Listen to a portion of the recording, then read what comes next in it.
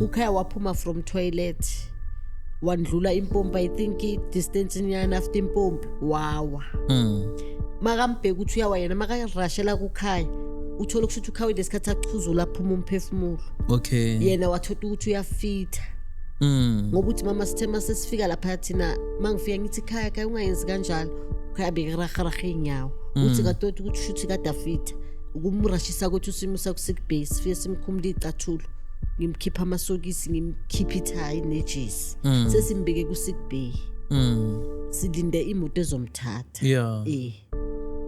Ngithi manje wena uthi wambona kwenzeka ngapha uNhlanhla bathi uyo wabona makwenzeka. Uthi mina ukuthi azange ngisakhumbula ngamemeza uNhlanhla na ngoba ngamkuka noSambulu kumusa ku sick bay.